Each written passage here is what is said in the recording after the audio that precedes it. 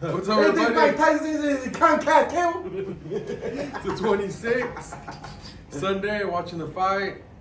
Fury Paul.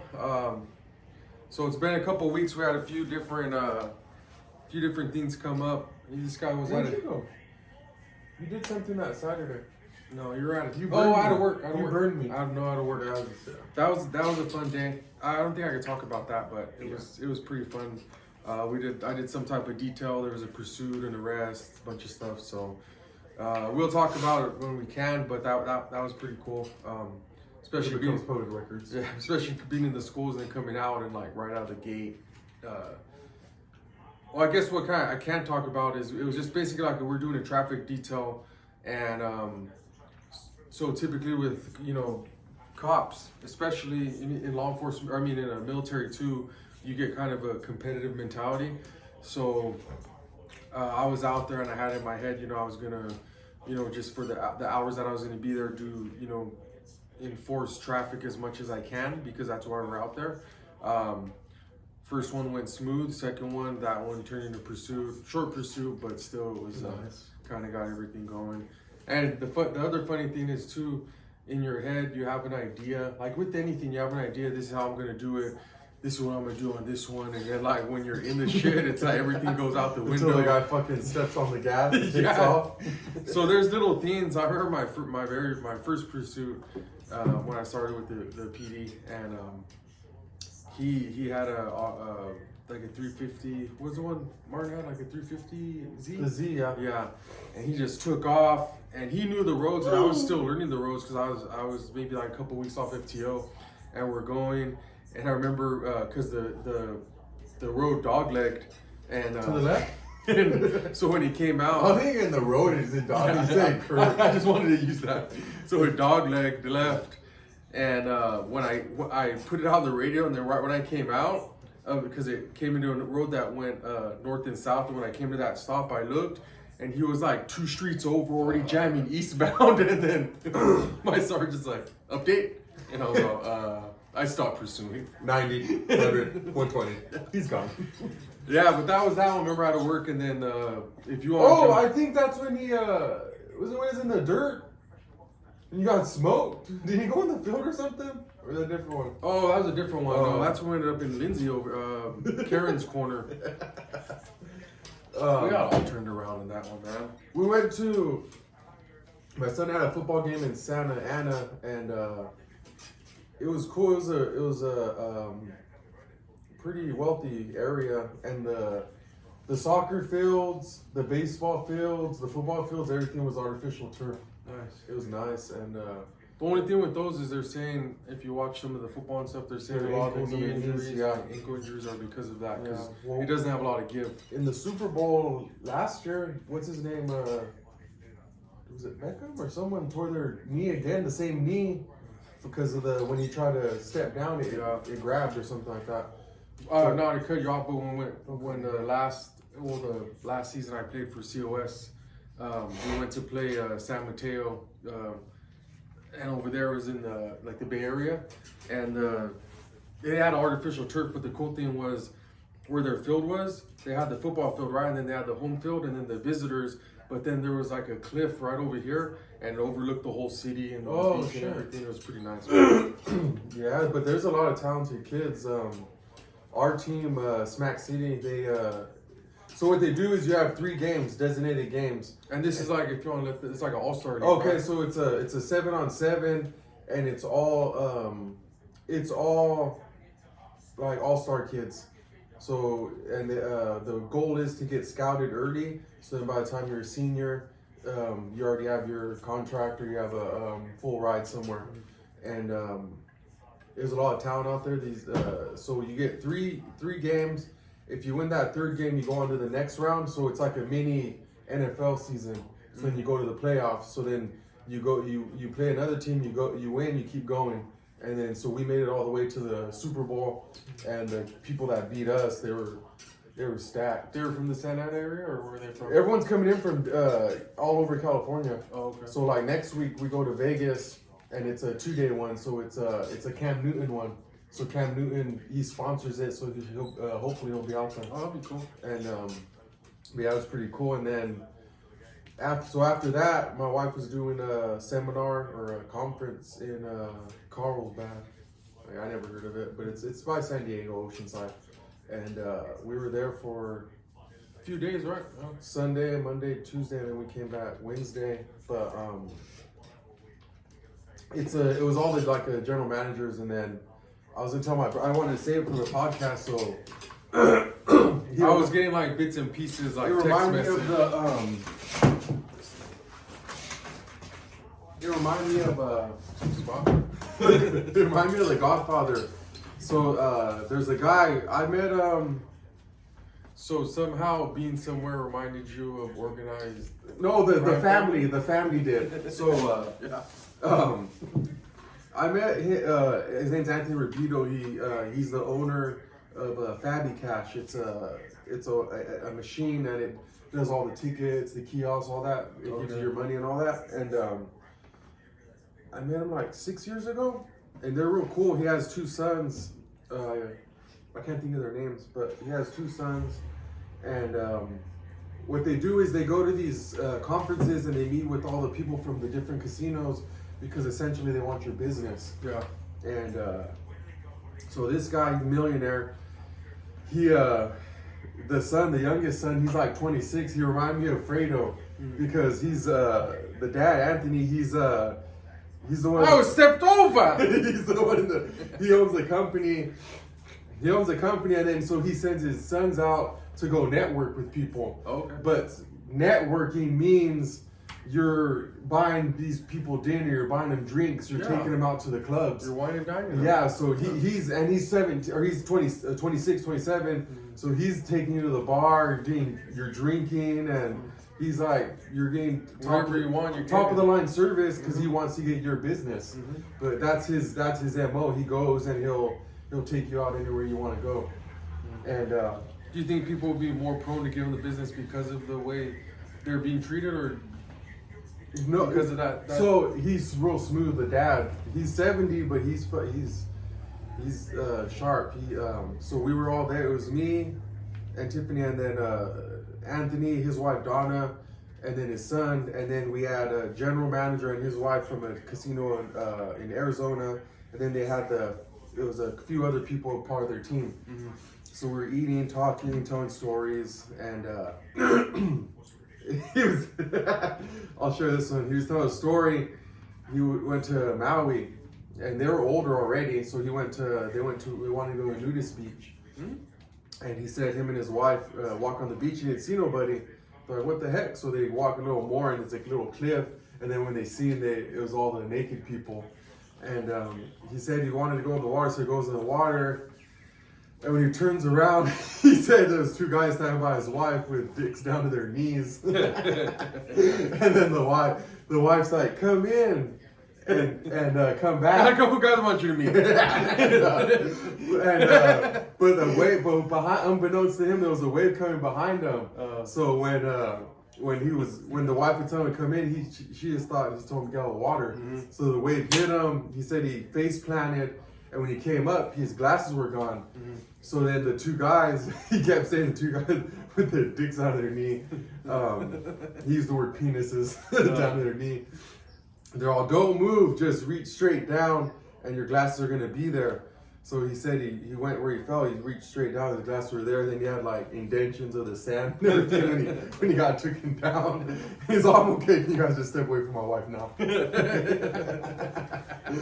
was funny. But so we're eating, talking, everyone's drinking, but then he sneaks it in, he's like, so he's telling Timmy like, so how's the new casino coming, how's, what's the, and then she's talking, there's another lady from Arizona, I think she was like the cage director for that casino, and she was explaining how the Rebitos, they do business like you're talking to them directly, you're not calling and then talking to third somebody party. else. Yeah, because they own their own business. And so then he's like, oh, and then they were talking like for a good little minute, and then Anthony told him, like, can you share what you just shared with them to this side of the table? So like he just like transitioned it over. So you're still having fun, but then there's a little bit of business that plays into it. I'm picturing The Office. I don't know if you familiar with it or remember, but when Michael. I want to give a one for something I do. Yeah. Do you remember? You know what I'm talking about? Michael. When he. I just want credit for something it's supposed to do. No, not that one. When he gets the baby back ribs, but it's the chick. She always like thinks that he's messing everything up, messing it up because they have a business meeting. But then at the end of it, boom, he like after he befriended them all, I think he sneaks it in and they just complete the deal. Yeah, it's like that. But he's not like that night. You're not signing a contract. Oh, we're doing business, you know. But it was cool though because the way he's like straight up that guy though, Anthony Rubito. That's why he's a fucking millionaire. Because we were at a little table like a mixer, but prior to going out, we're at a little mixer, and Tiffany was talking to Anthony, and we're just sitting there talking. It was Mardi Gras this past week, and they're from New Orleans. Okay. They're from Louisiana area, and this, like I'm telling you, they're that money. So the son, he was on the float going down the Bourbon Street. Okay. So his voice is half gone. He was showing videos of everyone, the girls and everything. Yeah. And Typical Mardi Gras. yeah, and the locals, what they do is a week or two before the actual Mardi Gras, they celebrate for the Louisiana, for their area, because they know people from out of state, out of everywhere are gonna come. Yeah. So it's gonna Like be a big touristy. It's gonna be tourists. So that's for the locals, and so then we're talking. He's like, "So what machines do you have right now?" And Tiffany's going, "What machines they have?" And then Matt comes, "What's up, brother?" And they start talking, and he was going on it, and then he's like, "You know what?" Anthony was like, "You know what? Cancel those. We'll take care of you." And then Matt looked at him like, "Do we order them yet? Or do we pay for them yet?" And he's like, "Cancel them." I was like, "Fuck!" But see, like little things like that, and it's like, I don't know how much money it is. Like, probably hundreds of thousands of dollars, you know, and that's just one company. And it's just like, boom, you get your business right there. Who's the Air Force guy you met? Oh, okay. So he looked like a goddamn movie star, chiseled chin, everything, real clean cut. Tim Kennedy stuff? Cuter than Tim Kennedy. And Air Force, he was an Air Force pilot. And Tiffany met him, so she introduced us. And goddamn, I can't think of his name, but he was a entrepreneur. He was starting his own business, some parking stuff. He was saying he'd fly into a little city right next to Dubai. Okay. And he said that over there, everyone, it's like it's westernized. It's still like Muslim, but it's westernized. He said that you'll have people in the full, like the man dress, and they'll have like Jordans on, or they'll have like a Rolex or gold chain. Something out of the ordinary to flex. Yeah, but they'll have the traditional burqa or the whatever they all the stuff they wear, but they have like something from American here, like Jordans or Nike, something like that. Show you that they're hip with it. Yeah, but he was saying he would fly in and he would stay there for days at a time, weeks at a time, and then from what he said, he would interact with like a lot of the operation guys like SEALs and Delta, but maybe not. Yeah, I don't know, maybe because when you're a pilot, you're pretty high up there, so you have a lot of they respect you a lot because you're the one getting them in there and getting them out of there. Well, like you were in the military for a little bit. Like, is there things like little telltale signs that people will say or something like everyone always says that like you could say, okay, I think that's bullshit? No, I think he was being genuine. I think like just in general. Oh, like somebody says something. And, yeah, a lot of people like say like they deployed and they haven't. Like if you haven't, you haven't. You know, and a lot of people use that line like they went down range, but I don't think so. But that area was really nice. It was really a lot of stuff to do, and then did you go out to the golf course too? Went to that golf course. It was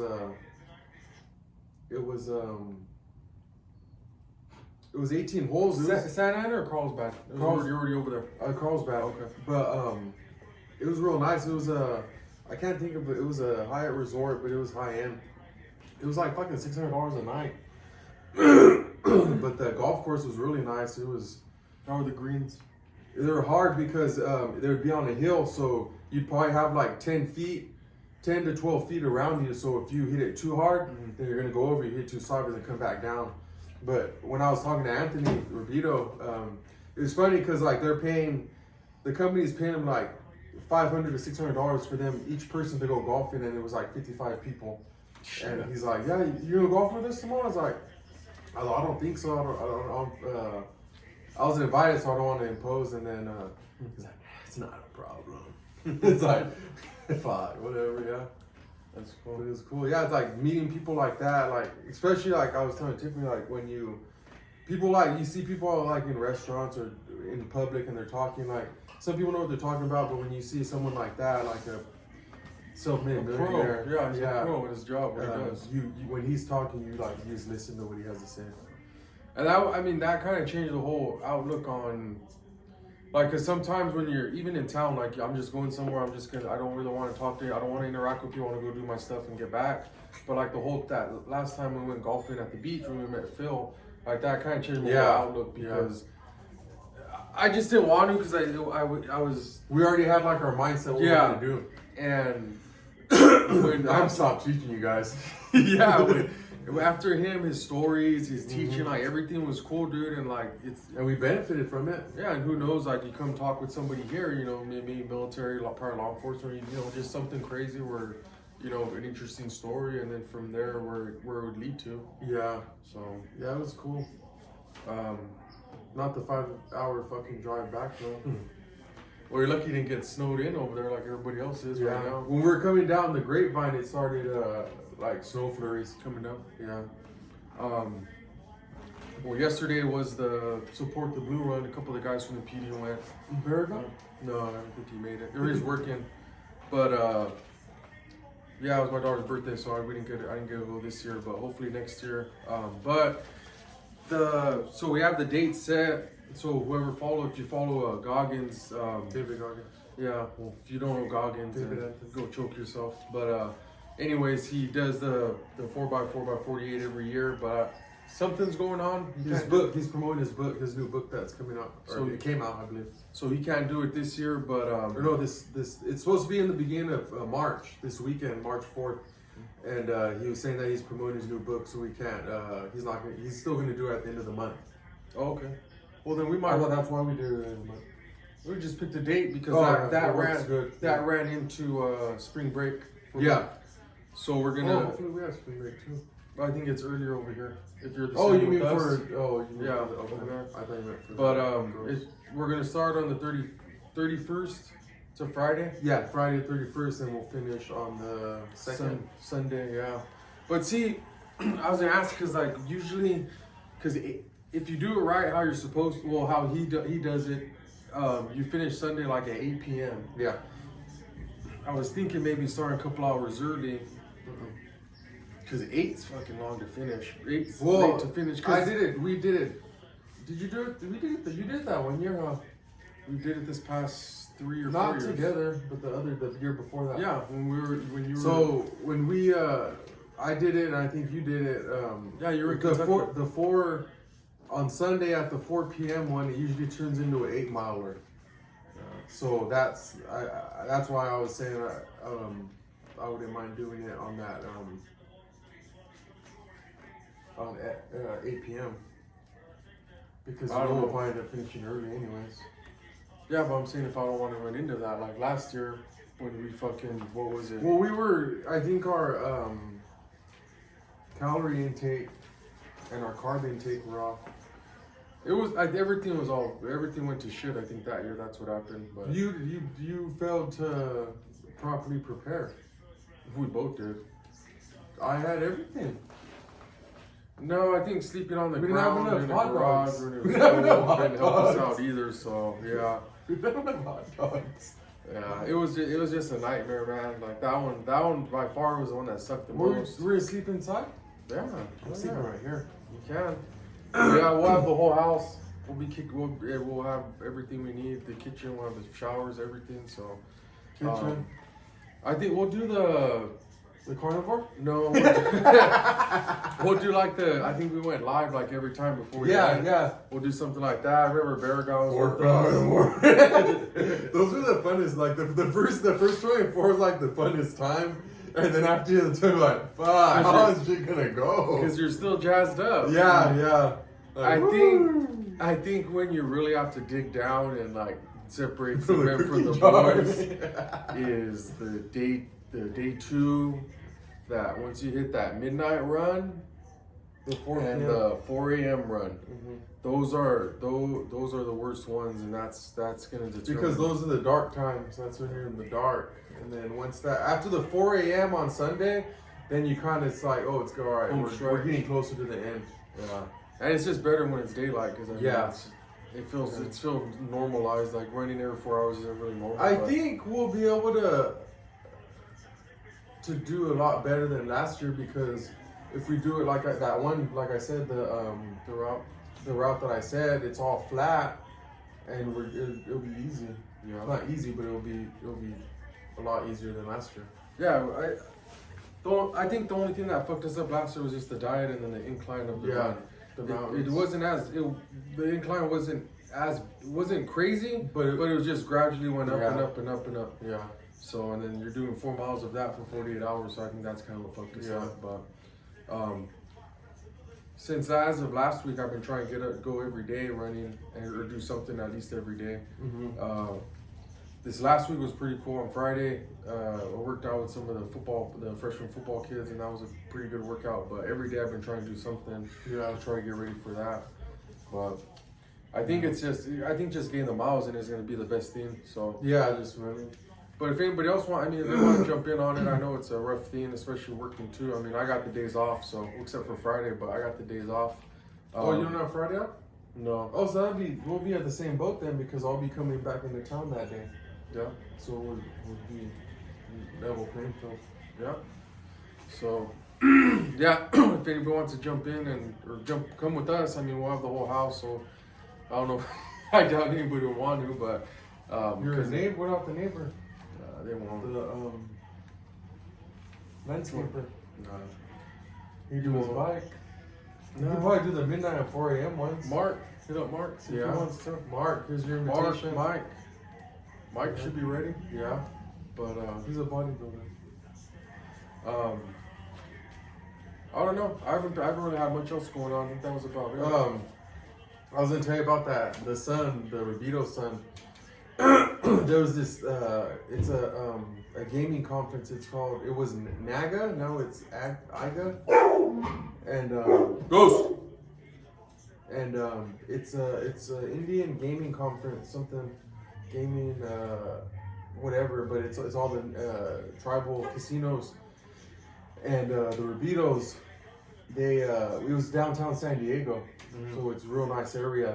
It was right next to the Padres, where the Padres play. Okay. And there was a bar. They rented out the whole bar, free drinks for everybody. Is it that area where they kind of had like it might be something different, but where Across is a big old like a convention center, like across somewhere else then. I was thinking somewhere else.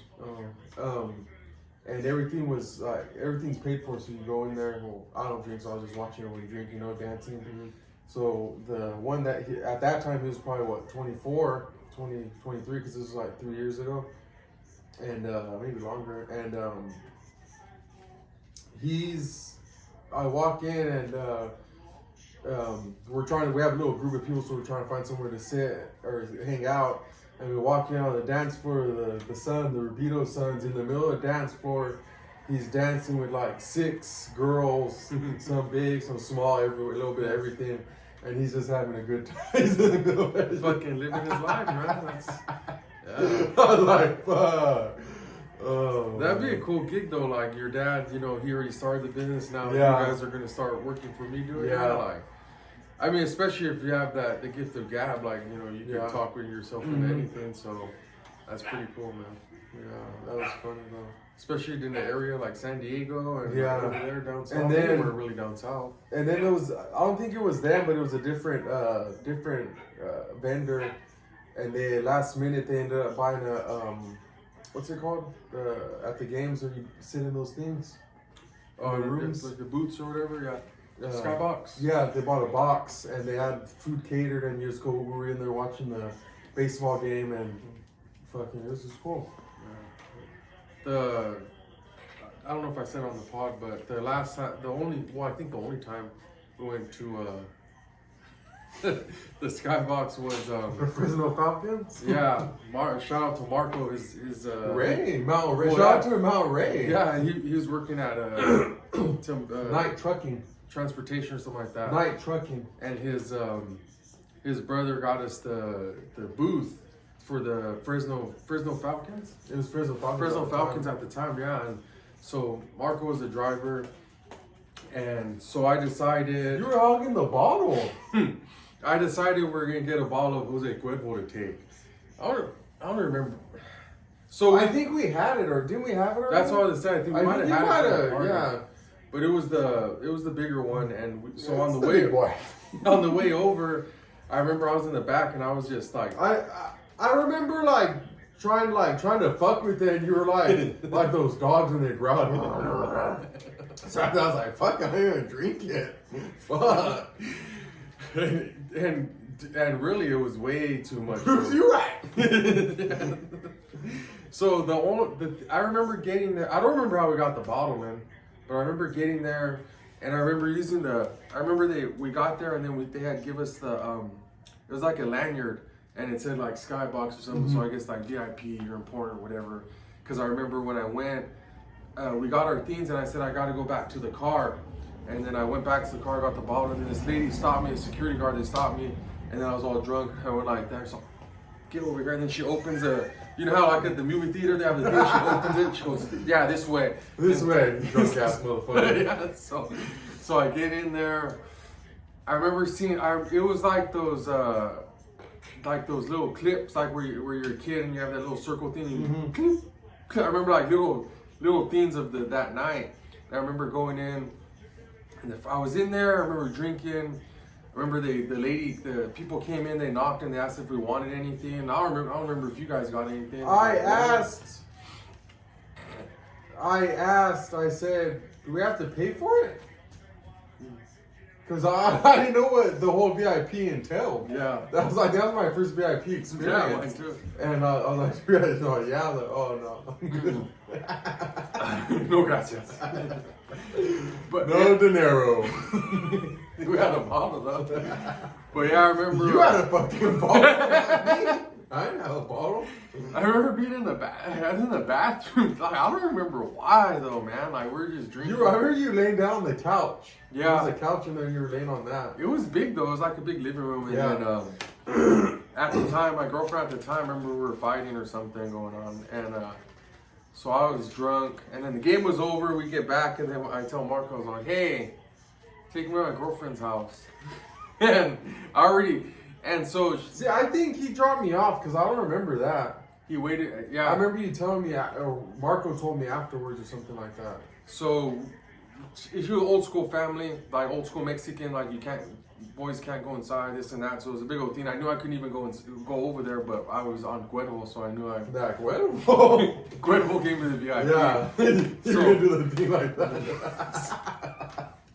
When he opened the door. So Marco goes, are you sure you want to do it? And I said, yeah, it'll be all right. And he goes, oh, wait. Cuervo. Let me in. He goes, I'll wait for you. And I go, nah, I'll be fine, man. And then, so I remember, before I even I didn't even get off. Like, I remember I was walking down the driveway, Did she know you were coming? Yeah. Yeah, she probably Yeah, there was some it's like, text hey, messages some going shit on. might go down, dude. And I'm walking up, and then right away I'm met by her dad, who had He gets in a karate stance. he's like this. You know karate? He was old school. I know He came like that, Fighting and, Irish. and so I stopped. And then, like, before I could even, like, think, like, what to do, because he probably would have laid me out, dude. Like, realistically, because if he was sober and he came with, He like, probably wasn't sober. whoa, still, like, he was Still sober than you. yeah. Marco would have been dragging me to his car. Marco would have fucked him up. That's how Marco was though. He would have ended up fucking him up. Marco It's would give a fucking cool, fuck. man. And luckily the sister came out and they were like, go, and then she was telling me just go, and I took off, and then Marco was just there like a fucking, he was waiting. He already knew. Yeah. He already knew what was gonna unfold, and but yeah, that was I think that was the first and last time that we were into like The a skybox? skybox thing. But I wish I would have been able to enjoy it a little bit more. But well, I guess I did have more time at that Yeah. time. But I think that's all I had. Do you have anything else? Just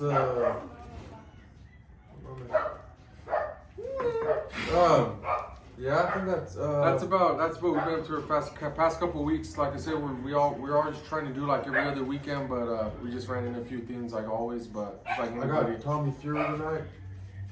I don't know. I'll go for Jake Paul because I everyone think they're wants to gonna see him lose. But yeah, we'll Stay tuned. We're gonna keep posting. That 4x4x48 is gonna be fun. So we'll probably end up having entertaining videos, especially in the middle of the night when we're tired. and we'll think of some stuff to do like for that. Are we gonna do push-ups at the stoplight? Huh? No. Okay. I see you're gonna do push-ups at the stoplight at 2 o'clock and 4 o'clock in the morning. Yeah. The 4 o'clock in the morning one's not that bad because like people are like, oh, maybe they're getting up early. Yeah. But at midnight it's like, It's 8 midnight. And then, 4. yeah. 4, okay. so yeah. like at 12 it's like, what the fuck these guys doing at 12 o'clock at night? But I think the thing that will save us will not even the headlamps. Maybe the reflector vest. The Oh, reflector headlamp. vest. That's what I'm saying. But I'm saying they might think, oh, they have headlamps, Oh, yeah. but tweakers they were driving Yeah. with fucking headlamps on. So, Yeah. yeah, but Portugal PD. I'm kind of looking forward to it and kind of not, just because I know. Just Well, like, it'd be cool now because we'll have the house, so no one will get snapped at. yeah. Uncle Joe. Yeah, but we'll probably have one more pod before the 4x4, maybe 2, and but we'll keep you updated to what we're gonna do next. So, like always, thank you guys for tuning in. Until next time.